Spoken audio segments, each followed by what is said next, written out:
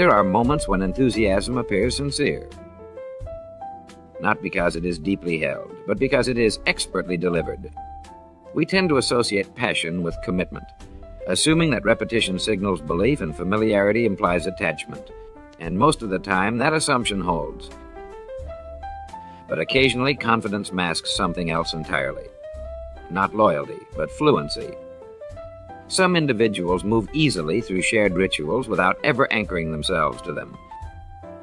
They adopt the language, the gestures, the emotional cues, and release them, just as quickly when circumstances change. What remains to be considered is not the accuracy of their claims, but the function they serve. Whether devotion is something felt or simply something performed well enough to pass unnoticed.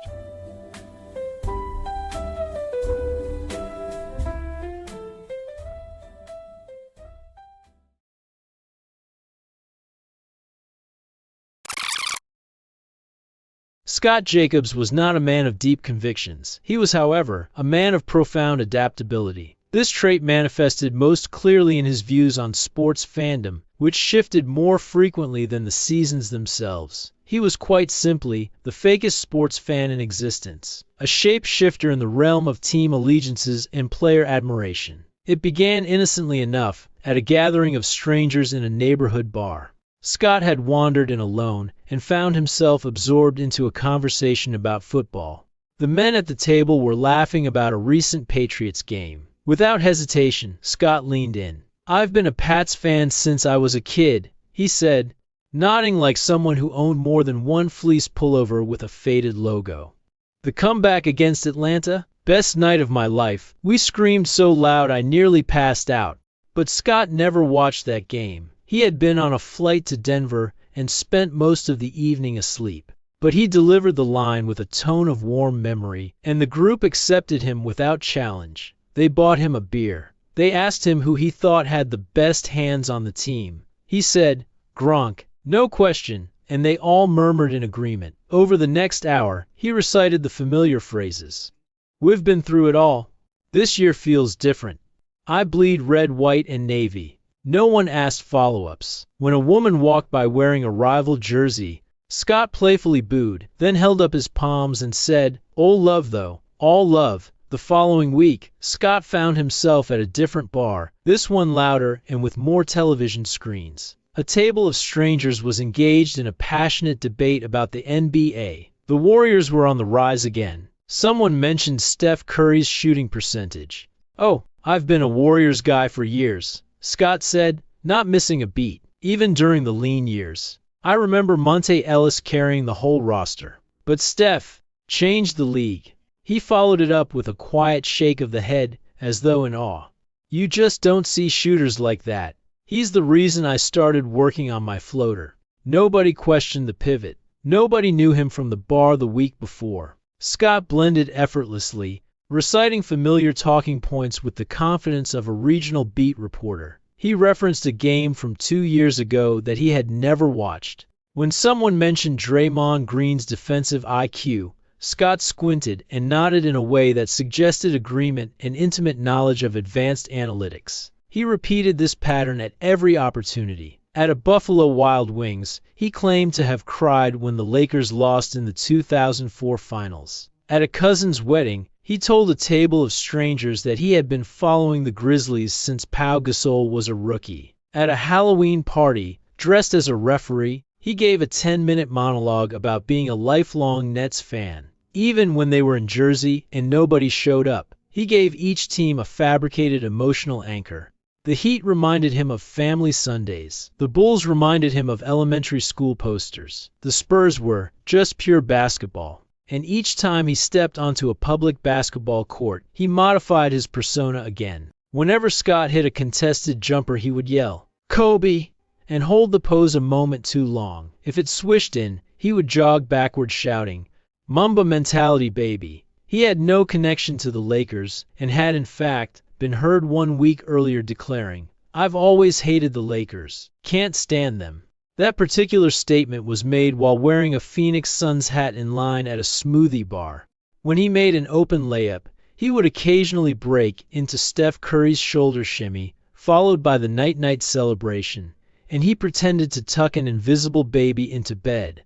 A man who frequented the park remembered Scott once giving a 3-minute rant about how the Warriors ruined the league and Curry's style isn't real basketball.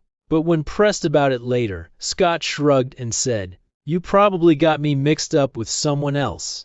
He also developed a habit of faking injuries. During one pickup game, he stumbled on a loose shoelace and fell to the ground, grabbing his ankle and yelling, "I felt a pop." When others rushed to help, Scott gritted his teeth and said, "I've played through worse." Remember Paul George's quad? Same thing. Once, after slipping on a wet floor at the YMCA, he limped dramatically across the gym while mumbling, "Turf toe again. Can't shake it." But he had never injured a toe in his life. Online, the contradictions multiplied. He called into a radio show in Kansas City, claiming to be a die-hard Chiefs fan. "I was at Arrowhead when Montana played here," he said. "Changed how I think about leadership." That same week, he commented on a Reddit thread about the Seahawks, saying, "Still hurts when we didn't give Marshawn the ball. I was sitting in section 127. Couldn't believe it." Another post surfaced of Scott sharing a Facebook memory of him in Eagles gear with the caption, "Been bleeding green since Randall Cunningham." At one point, he got into a public debate about Cristiano Ronaldo and Lionel Messi. In a heated sports discord, he said, "Ronaldo's work ethic is unmatched. He's the real GOAT. Messi's gifted, but Ronaldo worked for it." 3 days later, a screen grab showed Scott tweeting, "You can't teach what Messi has. It's art. Ronaldo's just muscles and poses." The tweet ended with, "Been Team Messi since day one." A man named Roy Brennigan, who moderated several regional sports forums, began tracking Scott's inconsistencies. He posted a series titled, "Who is this guy?" documenting over 74 direct contradictions, often within the same month. The posts went viral, spawning countless memes. But what made Scott truly dangerous, in the minds of die-hard fans, was his infiltration of sports media. He began phoning into regional call-in shows with different names and slightly altered accents. In Louisiana, he was J-Dub from the Parish. In Wisconsin, he was Steve-O from Kenosha. In Phoenix, he called himself Zeke, and claimed to have watched every Cardinals game since 1995. "Remember the old Sun Devil Stadium?" he said. "Those bleachers burned your skin, but we showed up, even when we were trash." A producer in Milwaukee cross-referenced his call and discovered Scott had been on air in Boston the same week, claiming to be a third-generation Celtics fan with season tickets back in the Bird days. His activity on the internet and radio was prolific. It was unclear whether Scott had access to multiple phones or simply an airtight schedule. Meanwhile, Scott continued. He submitted an op-ed to a hockey newsletter claiming he watched Gretzky play in LA, even though the rest of the article was written in a tone that suggested he believed Wayne Gretzky was Canadian royalty and possibly fictional. He posted a YouTube comment calling Tiger Woods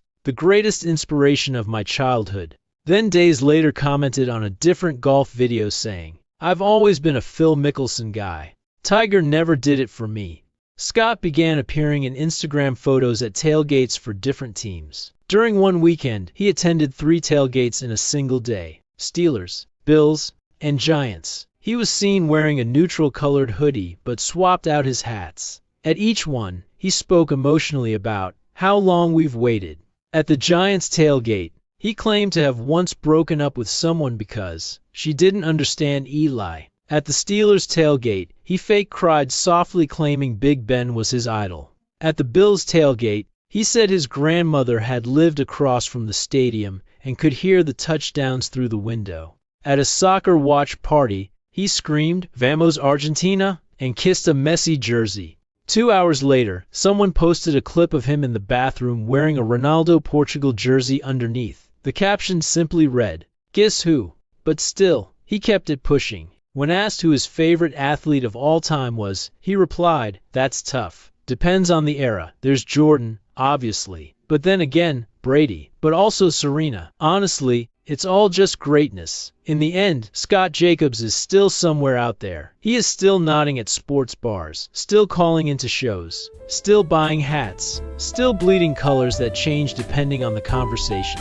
He was not a fan of teams. He was a fan of being a fan, which, in the end, was the only jersey he ever really wore.